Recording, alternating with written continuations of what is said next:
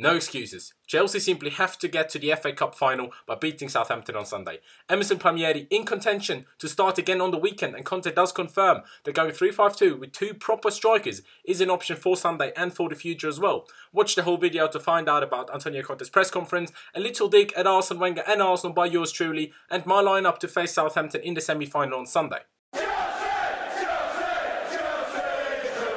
Hello there guys and welcome back to 100% Chelsea for my preview of the Chelsea vs Southampton game in the FA Cup semi-final taking place on Sunday, with the kickoff being in the afternoon at 3 PM UK time. But getting straight into it, and obviously we just played Southampton last week in the league, so the preview would be pretty much the same as last Friday, but a quick reminder about Southampton. They sit in 18th in the relegation zone, 4 points off Safety and Swansea, who have a game in hand on Southampton as well. They currently have 29 points from 34 games, winning just 5, drawing 14 and losing 15 games. Last night, Southampton faced Leicester away from home and got a 0-0 draw. Not an awful result for Southampton, I suppose, but in the situation they're in, only victories will really help them out. And they also feel their best team in a very tough and intense game. And with only 2.5 days of rest and us making 6 changes to our team last night, we certainly hold an advantage over them in that sense. But even still, we shouldn't underestimate them for 1 second. They took us very close to a bad defeat last Saturday. Remember, they were 2-0 up after 60 minutes before we changed to 4 at the back and brought Olivier Giroud on to turn the game around. Everyone saw how their heads dropped and they got scared after we got 1 goal back. And that might not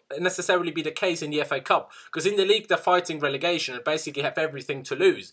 But in a cup, they basically have nothing to lose. So that part of the mental state might change. So while we are certainly the better team and should have at least a slight fitness advantage, we really shouldn't underestimate them. If you do want to know more about Southampton, make sure you click the card up there to watch the preview ahead of the league fixture last week. Either watch it after this video or watch it now, but do make sure you come back to this one after. But now getting into Antonio Conte's pre-match press conference. And well, the first thing Conte was asked about was Arsene Wenger stepping down at Arsenal at the end of the season. And Conte said, we have to pay great tribute to him for his work and especially how long he's done it for, basically. And so many people in the world of football will praise Arsene Wenger today, and I do have massive respect for him being in the same job for 20 plus years.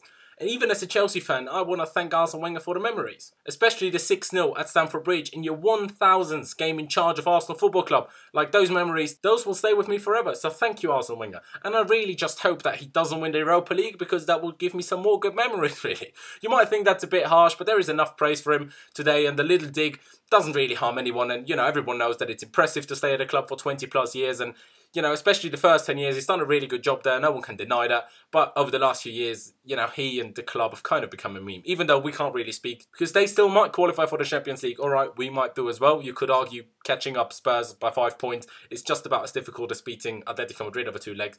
But still, it could happen that they are in the Champions League and we're not. So I can't talk too much, but a little dig, like I said, doesn't harm anyone. On the possibility of still finishing inside the top 4, Conte said that there is a big gap between us and Spurs, and we only have 4 games to go, and we depend on their results. But we will do everything to win all of our games and to keep the hope up, really. I still don't think it will happen, like I said in my review last night. If you haven't watched it, click the card up there to check it out. But we have to, and we will keep fighting until the very end, because if Tottenham do happen to drop enough points and we win all our games, we have to pounce on that. On Alvaro Morata's reaction after being subbed off last night, when he was clearly very furious and obviously very angry, Conte clarified what I said last night already. He wasn't angry at being subbed off, but at himself for missing that huge chance. But Conte did state that he was pleased with both Olivier Giroud's and Alvaro Morata's performance, especially because they worked so hard on but also off the ball. And he also said that he now knows that he has the option of playing both strikers together, and it could be an option for the game on Sunday and in the future as well. Then he explained the thinking behind playing 2 out-and-out strikers yesterday, and it was to get more players into the box, especially for crosses by the wingbacks. Sometimes when we play 1 striker and 2 number 10s, we struggle with doing that. With 2 strikers, you fill the box more and you also have the possibility to hold the ball up better, is what Conte said. Then he explained that in the past he played with 2 strikers a lot, but when you join a new club, you have to find the best solution with the players you have. But he likes playing with 2 strikers. 2 strikers with different characteristics though. For me, it worked alright last night, playing Morata and Giroud together, even though neither of the strikers actually got on the score sheet. But I'm not sure whether Morata and Giroud are different enough to work well consistently as a striking partnership, especially, with only wingbacks as the, players giving width rather than actual wingers. Then Conte stated that it's extremely important to get to the final of the FA Cup and finish the season off as best as possible. A season in which we struggled for many different reasons. Then he was asked about Emerson Palmieri's performance last night and whether he's ready to start again on Sunday. Conte said that's a very difficult question to answer because he hasn't played many games this season. I mean, yeah, Antonio, but whose fault is that he hasn't played? I mean, just say it. Anyway, Conte did say that Emerson played a really good game yesterday, both defensively and offensively, but of course he still has to be more positive going forward and try to get into more 1v1 situations, because that is part of his characteristic. But he is a really good prospect for Chelsea, and the boss said that he has 2 more days to see how well which players are recovering since the game yesterday, of course, but for sure Emerson is in contention for the game on Sunday. Then asked about Timur Bakayoko, Conte said it's similar to Emerson. This season he has struggled a lot, but yesterday he played very well, with great focus, great concentration and with good quality. Maybe playing in a midfield 3 is better for him because that gives him the possibility to attack the box.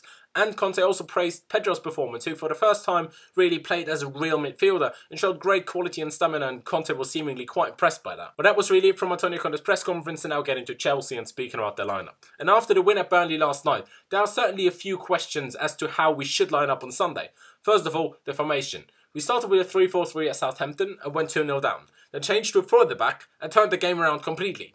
Then last night we started with a 3-5-2 and won a very difficult game at Burnley. But knowing Conte, he will most likely still go for the 3-4-3 again. As always, I'd like to go 4 at the back with a 4-3-3 or 4-2-4. But I'll tell you the players I would choose in the 3-4-3 formation because, like I said, that's the most likely option for Conte to go with. Now, Gary Cahill played really well last night, but was also helped by the fact that Burnley don't really press their opponents. And Southampton do that. Not as much as Liverpool, Man City or Tottenham, but they do. And that's exactly what Cahill doesn't like, and when he doesn't perform that well, when he's under pressure by other players constantly. So while Cahill certainly impressed last night, I still wouldn't start him. And even though Antonio Rudiger still shows lack of tactical understanding and concentration in a positional sense, in almost every game basically, what's quite funny is that he said on that German TV show that he was on last Sunday that he was really poor when it came to tactics before moving to Roma and to Italy, and he learned a lot there, about tactics and tactical awareness, but he seemingly still doesn't really know how to hold the line with his 2 centre-back partners.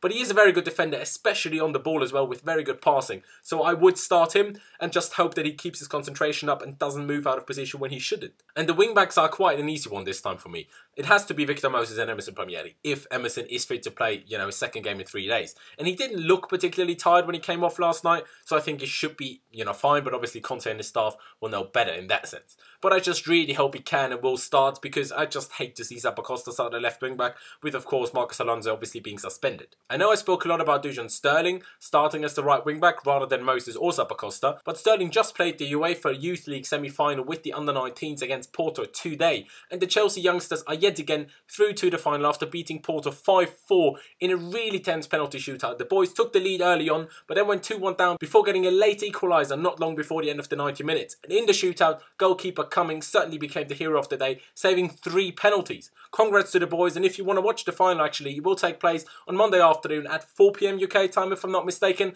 I'm not sure on what channel it will be broadcast in England, but I'm sure you can find out somehow. But yeah, it's taking place on Monday. So let's hope the boys can bring the trophy back home yet again. But moving on from that and coming to the midfielders, as always, N'Golo Kante is a given to start the game. He just has to. But then you come to making a decision between Fabregas, who has been very poor and ineffective recently, and Bakayoko, who was certainly better last night than he was before being injured and not used for a while, but he still wasn't incredible. He got better as the game went on and he got more confident. But that one I'm not really sure about, because Danny Drinkwater wasn't even involved yesterday. I wouldn't play Ross Barkley in the midfield too. So it's really just between Fabregas and Kante, to be honest. And I'm not really sure Bakayoko, mostly confidence-wise, is ready to handle the pressure of simply having to win on Sunday in a cup semi-final, especially if we are to go behind in the game. So I would probably go with Fabregas if we go for a 3-4-3, although none of the options to play next to Kante I'm particularly happy with. Then coming to the wingers, or the 2 number 10s as Conte likes to call them, Hazard and Willian were rested last night. Hazard only came on quite late on and Willian got a full rest, so those 2 will and obviously should start as well, unless we go 3-5-2, but I don't think we will. But then the question of all questions, will it be Alvaro Morata or Olivier Giroud starting up front? See, except that huge miss, I, like Conte, thought Morata had a decent game actually. He didn't fall over for nothing, he fought extremely well, showed pace and a decent touch as well, but also Giroud played very well, very good passing, good link-up play with Morata and showed how strong he is. And while I can see why people would like to start Olivier Giroud, I'd still start Morata. Starting Giroud and bringing Morata on just doesn't seem like, just doesn't seem all too logical to me. Simply because a physical battle with Giroud does tire defenders, but not as much as the running they have to do with Morata charging down the channels with the pace. At least from personal experience, I can say that running after really quick people is a lot harder than just being in a physical battle. So I think that way is just more tiring for the defenders. Bringing Giroud on for Morata after around 60 to 70 minutes, just for that reason, makes more sense in my opinion. Especially because Giroud is an incredible impact sub and usually better than when he actually starts. And also I haven't really seen Morata do anything as a sub. So yeah, I'd sub Morata, even though I know a lot of you will disagree, but I wouldn't mind it either if Giroud started, but my personal choice would be Morata. So to run you through it again, in a 3-4-3, I would go with Thibaut Courtois in goal, of course, the back three of Cesar Spilicueta and Andreas Christensen, with Antonio Rudiger as the left-sided centre-back, then Emerson Palmieri and Victor Moses as the two wing-backs, and N'Golo Kante and Cesc Fabregas in midfield, with Eden Hazard and Willian as the two wingers or two number 10s, and Alvaro Morata starting up front. See, I don't see Conte starting a 3-5-2 again. The only reason he did so last night was to rest Hazard and Willian, and we obviously only had Pedro as another option on the wing, so he kind of had to do something different if he wanted to rest Hazard and Willian. Yes, it worked, pretty well, even though some people think it didn't, but I think it worked pretty well. So maybe he will go for it, but I just don't see it happening. And even more so do I not think that he will go for a forward at the back. Maybe during the game he will do so again, but let's hope we don't have to change everything around during the game because we're trailing the game. Let's just hope, we're leading in the game, we can just win the game, and not do something crazy like we had to do last Saturday. But no matter how we line up, the most important thing is that we get the win. And in all honesty, we really should. We are the better team, the much better team on paper in the league standings, of course, and we have the fitness advantage of resting some players last night, which Southampton couldn't. And we have a lot more experience in playing in semi-finals and finals and cup competitions as well. Coming to my score prediction, and for the last two games, I went with a 1-1 prediction, and that ended up in Chelsea winning both times. But as this is a cup semi-final, a 1-1 draw won't really work. Or will it? It really wouldn't surprise me if we had to go into extra time at 1-1 after 90 minutes. So I'll actually go with that. 1-1 after 90 minutes and Chelsea to win in extra time is my score prediction. But yeah, that's really it from me. Leave me all of your thoughts down in the comment section below. What formation do you think Conte would choose? What formation would you choose? And also, what would be your predicted and preferred lineups? Let us know down in the comment section below. And of course, also do leave a like if you have enjoyed this video. We would massively appreciate that. And also, don't forget to check out my social media, which is Loud1507 on both Instagram and Twitter. As you can see over here, it'd just be absolute class if you could follow me. And also, do make sure you subscribe to 100% Chelsea. We would massively appreciate that. So do that if you haven't already. And again, if you haven't already, please make sure you click that notification bell button and choose to be notified about every single upload. Because even if you subscribe, that's not enough for YouTube. To actually see all of our uploads, you need to press the notification bell button because otherwise it just won't work. So yeah, that would be absolute class and massively appreciated. Thank you guys for watching. Up the Chelsea. I'm really looking forward to Sunday. And I'll see you next time.